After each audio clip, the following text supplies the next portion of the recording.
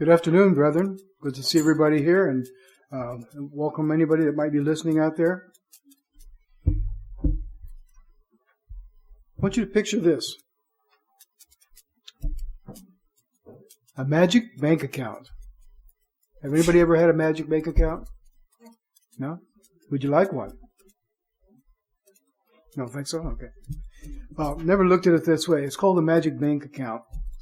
The author is unknown, but it was found in the billfold of Coach Paul Bear Bryant in Alabama after he died in 1982. The magic bank account. Imagine that you'd won the following prize in a contest. Each morning, your bank would deposit $86,400 in your private account for you to use. However, the prize has rules. Doesn't everything have rules, it seems like? Here's the set of rules. Everything that you didn't spend during the day would be taken away from you.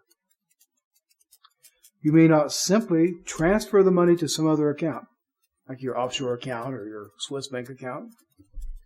You may only spend it.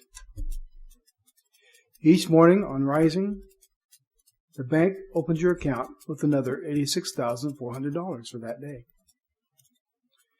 But the bank can end the game without warning at any time. It can say, game over, that's it.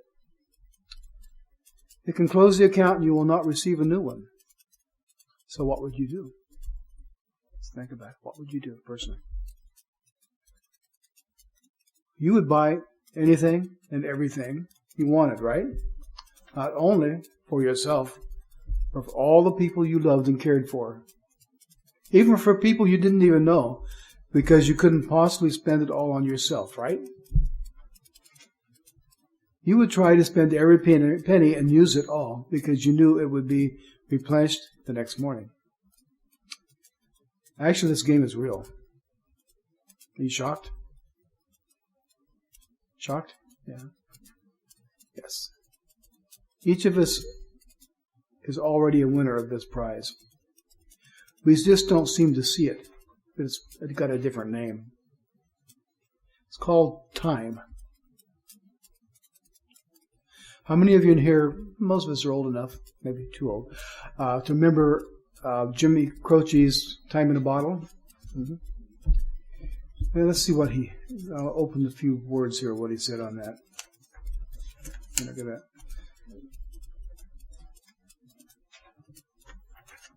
It says, time in a bottle. If I could save time in a bottle, the first thing I would like to do, is to save every day until eternity passes away and just spend them with you. Okay.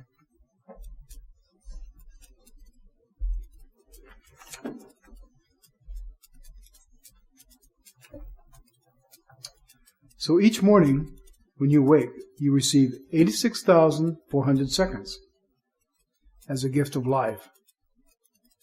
Did you realize that? It's a lot of seconds that go by real fast. And when you go to sleep at night, any remaining time is not credited to you or me. What we haven't used up that day is forever lost.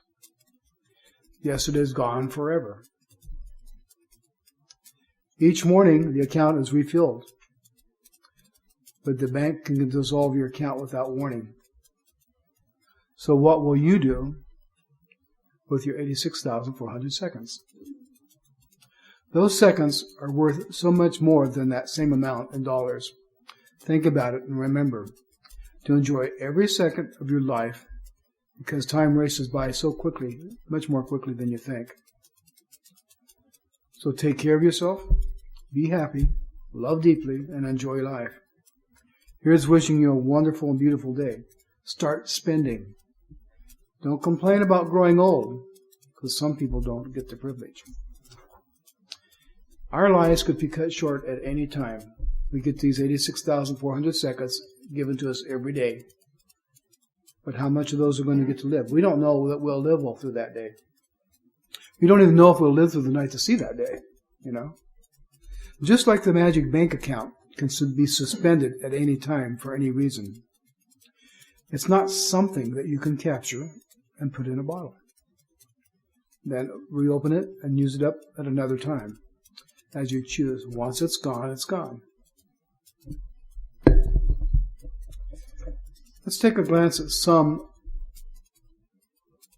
It's not so much about spending the time or using the time you or I have been given. It's how best that we use it. Let's take a glance at some of the seconds we use and how many and for what we use them for. Of course, this is going to vary from person to person, depending how you work, whether you're going to school or whatever, your personal circumstances. Say we all are adults, working adults, for example, and work 8 hours a day. 1 hour for lunch, and half an hour each way to and from home. This adds up to 10 hours, or 36,000 seconds. This leaves us with only 50,400 seconds. Next, we have to sleep.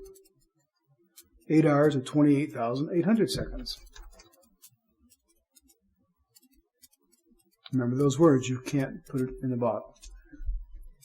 We're now left with 21,600 seconds, or a mere 6 hours, to invest. That can't be put in the bottle or carried over to the next day. The question is, how are we investing that free time? Remember, if it's something that you can invest in, it's not free. There is no free time. There is a cost of how we use that time. We need to invest time with our families, personal exercise, reflection or meditation, if you will, and entertainment. And sometimes doing absolutely nothing. How many of you like to do that absolute nothing once in a while? I think we'd all raise our hands. Yet many of us have a hard time investing in God. Let's see if we would spend half an hour, or 1,800 seconds, that's not very many, in prayer, 1 hour, or 3,600 seconds, in Bible study for the day. That still leaves us with 4.5 hours, or 16,200 seconds to do whatever we want to do. How do our actions and thoughts represent our relationship with God? We're told that we should use our major part of our time, our waking time during the day, in Matthew 6:33. Seek first the kingdom of God and His righteousness, and all these things shall be added to you. This should be our motivating factor in thoughts all the day long. Yeah, I know it's hard. It's hard for all of us to keep that in mind.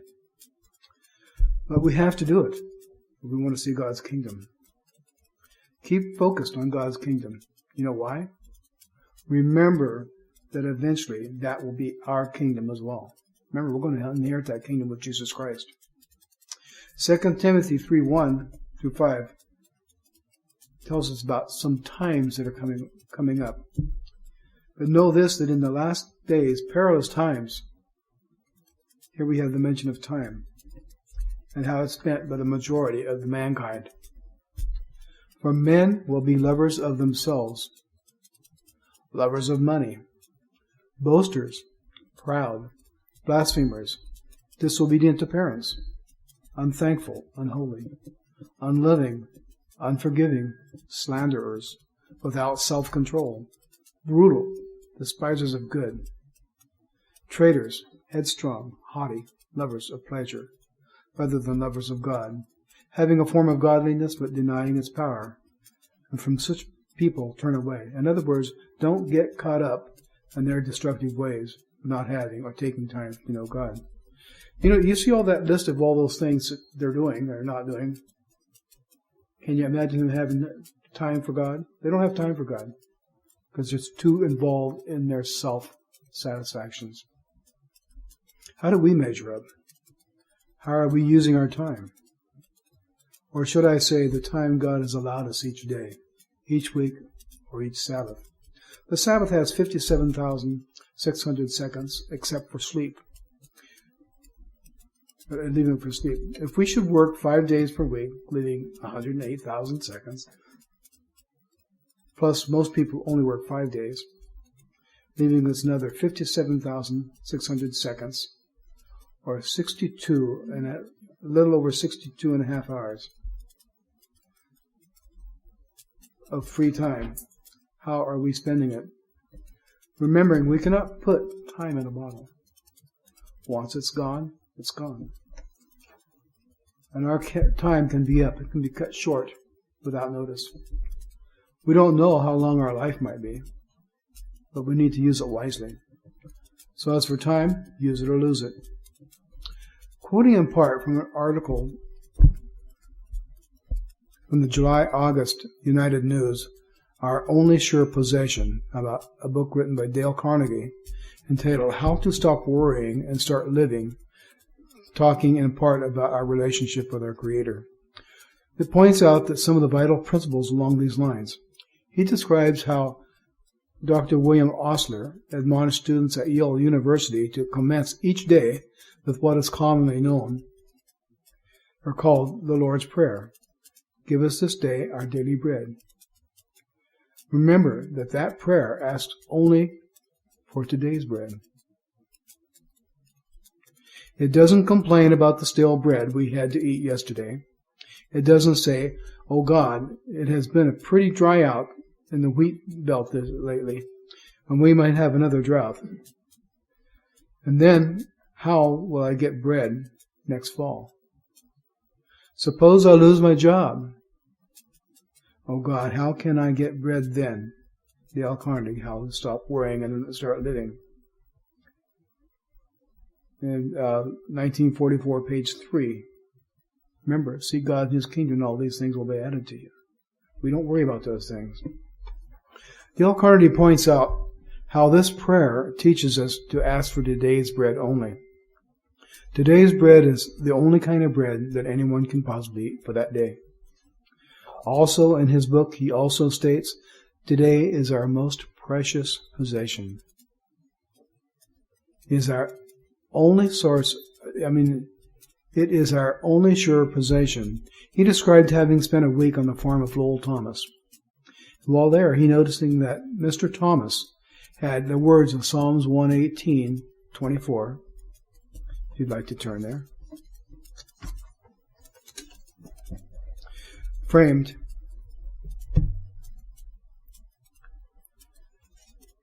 And hanging on the wall in his broadcasting studio where he could see them and read them regularly.